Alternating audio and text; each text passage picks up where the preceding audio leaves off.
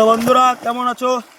So এই যে আমি শ্যাম্পু লাগাই দিচ্ছি। আজকে আমি একটু হেয়ার স্টাইল করছি, দেখো কেমন লাগছে। এই যে দেখো হেয়ার স্টাইলটা কেমন লাগছে, পিছনে এরকম আছে, এই সাইডে এই যে এরকম আছে।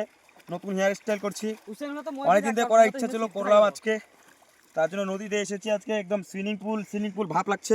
একটু রাশিয়ান নিয়ে আসলে আরও ভালো লাগতো, রাশিয়ানটা পাইলাম না। রাশিয়ানটা আগামী যখন আরেকবার চুল কাটবো তখন রাশিয়ান নিয়ে আসবো।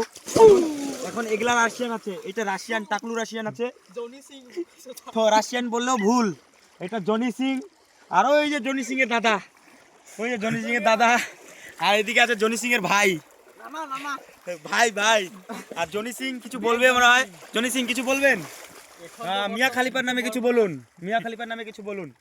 তো গাইস আমাদের জনি সিং দাদাকে পেয়েছি আজকে, জনি সিং দাদাকে পেয়েছি আজকে আমরা।